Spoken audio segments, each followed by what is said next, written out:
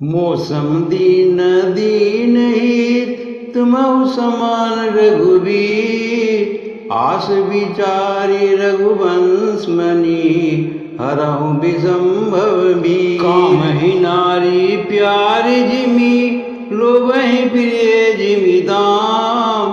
तिमि रघुनाथ निरंतर प्रिय लगहु मोहि राम। तुलसीदास जी इस कविता के माध्यम से लोगों को ये बताने का प्रयास कर रहे हैं कि हम ईश्वर की साधना प्रार्थना किस प्रकार से करनी चाहिए। जब भी एक बच्चा माँ से कुछ लेने होते हैं तो बड़े प्यार से दुलार से उनके पास सट जाते हैं और उनके बारे में कुछ बोलते हैं, तो माँ समझ जाती है कि इसे कुछ चाहिए और उनको वो फौरन दे देते हैं। तो उसी प्रकार से हम ईश्वर के नजदीक जा करके अपने आप को इतने दीनहीन कहें कि ईश्वर भी हम पर दया करके हमारी प्रार्थना को सुन ले। कहते हैं तुलसीदास जी कि आप किस प्रकार से उनसे प्रार्थना करें। हे रघुबीर, मेरे जैसा कोई भी दीनहीन नहीं है, तुम्हारे जैसा कोई भी दीनहीनों का भला करने वाला इस संसार में कोई नहीं है। इस प्रकार से आप अपने मन में विचार करें, ईश्वर से प्रार्थना करें। हे रघुवीर मणि, मेरे जन्म मृत्यु के इस भयानक दुखों से कष्टों से निवारण करें, इसे दूर करने का प्रयास करें। यही मैं कामना आपके पास लेकर आया हूं। ये होते हैं, ये तरीका होता ईश्वर से प्रार्थना करने का। मैं एक बार शक्तिपीठ में गया था, वहां देखा एक महिलाएं एक लड्डू ले करके, जैसे शक्तिपीठ के बाहर ढेर सारे छोटे छोटे भगवान की मूर्तियां होते हैं, एक लड्डू लेकर पूरा इस तरह से 10-12 जो भी थी सब पर चढ़ा दिया। मैं देखकर हैरत में पड़ गया, समझ में नहीं आ रहा था। इतना पर भी समाप्त नहीं हुआ।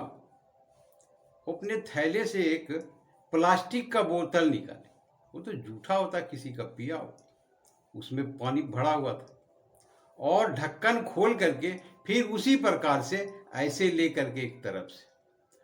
आप सोचिए जरा, इसमें करुणा, दया, ममता, भगवान के प्रति प्रेम कहीं पर भी आपको दिखते हैं?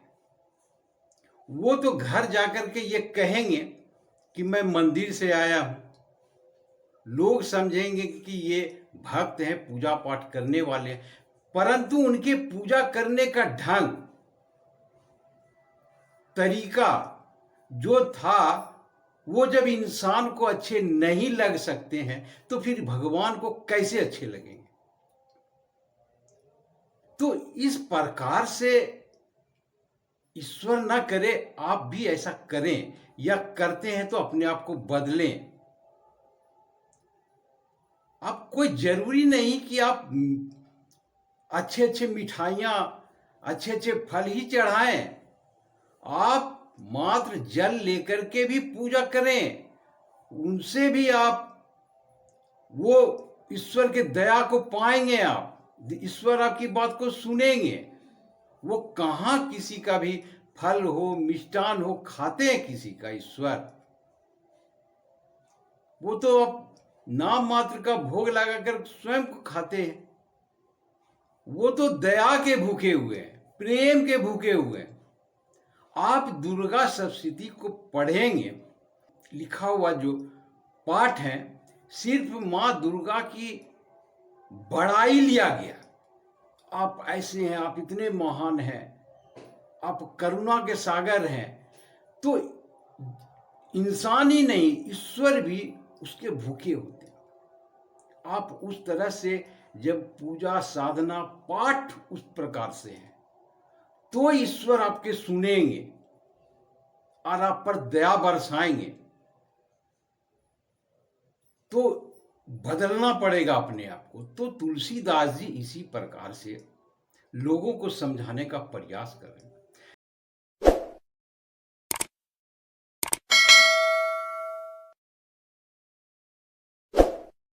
दूसरे कविता में तुलसीदास जी कह रहे हैं कि जिस प्रकार से कोई व्यक्ति, कामी व्यक्ति, महिलाओं के, स्त्रियों के प्रति जितने आसक्त होते हैं, उनका झुकाव उस प्रकार से होता है। एक लालची व्यक्ति धन के प्रति जितना लगाव रखते हैं, जितना झुकाव होता है, हे रघुनाथ, वैसे ही मैं आपके प्रति झुकाव रखता हूं।